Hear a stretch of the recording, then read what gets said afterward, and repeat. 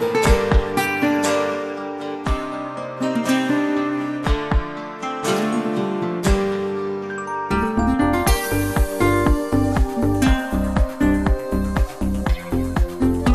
الله الرحمن الرحیم. بنده سید مختار صندوق ساز هستم که به عنوان تولید کننده و کارآفرین ماشین‌آلات CNC در استان یزد در زمینه‌های سنگ، چوب، پلاسما، فوم فعالیت می‌کنم.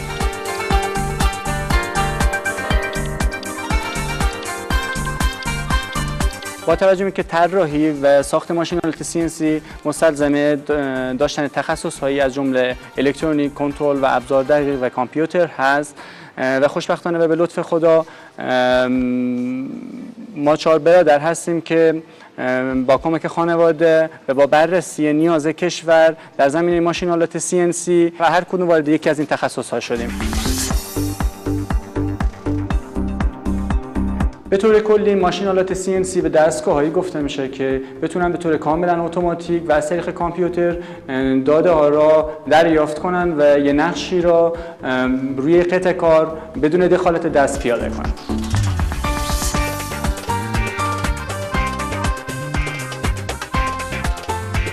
نهایتاً در سال 88 تیم ما متشکل از این 4 نفر که در حال حاضر جزء هیئت مدیره این شرکت هستند کار طراحی و ساخت ماشین‌آلات CNC را به صورت حرفه‌ای شروع کردیم. ما در طی 4 سال گذشته موفق به طراحی و ساخت بیش از 20 مدل دستگاه CNC به صورت کاملا بومی در استان یزد شدیم که همچنین علاوه بر استان یزد محصولات ما به سراسر کشور عرضه شده است.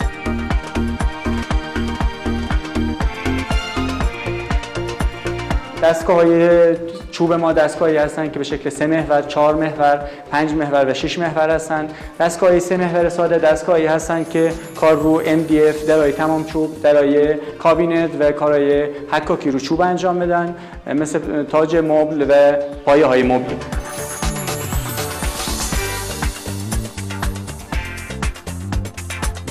دستگاهی چند کله ما دستگاهی هستند که به شکل 4 محور همزمان تو بحث مبل سازی برای تولید قطعات مبل در تولید انبوه استفاده میشن، مثل دستگاه 8 کله یا دستگاه 4 کله به صورت 8 قطعه همزمان یا به صورت 4 قطعه همزمان برای تولید کارهای چوب استفاده میشه. و دستگاه 6 محور دستگاهی هستن که عملاً برای زدن شیبای منفی تو بحث مجسمه و تو مبل سازی استفاده میشه.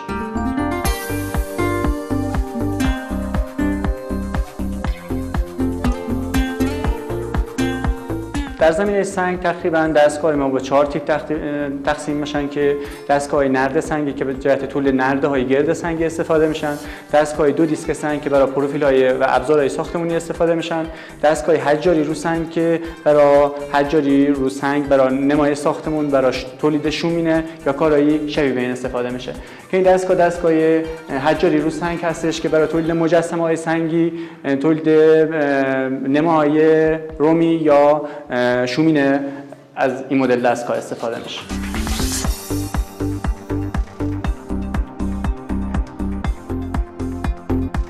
مدل بعدی تولیدات ما دستگاه‌های لیزر هستند که از لیزرهای 80 وات شروع میشن تا لیزرهای 400 وات.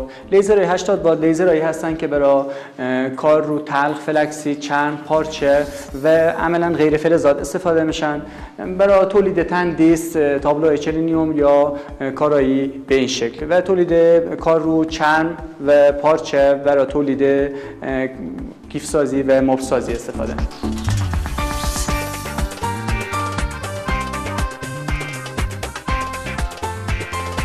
یکی دیگه از افتخاراتی که ما در سال گذشته در زمینه فنی مهندسی داشتیم حل مشکل بحران کمبود آب در استان یزد بوده و ساخت دستگاه تبدیل بخار به آب در کارخانجات کاشی که با لطف خدا و همکاری مسئولین با نصب این تجهیزات در کارخانجات کاشی قادر خواهیم بود روزانه بالای 50 میلیون لیتر آب به خط تولید برگرده.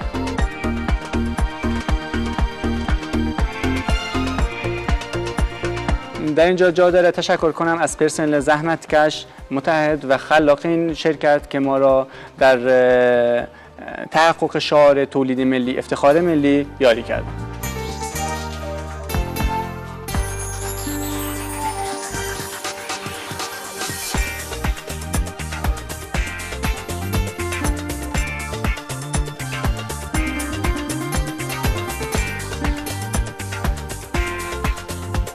خب صبح شما بخیر خانم ها آقایان. فکر کنم آقای شیقی غلامی پشت خط ارتباطی ما هستن از کارشناس بسیار خوب هواشناسی. آقای شیقی غلامی سلام بر شما، صبحتون بخیر.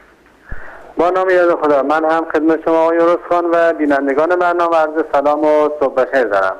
خواهش می‌کنم. خدا رو شکر به اجماعی رسیدید. همه ما رو رستخان صدا می‌کنند.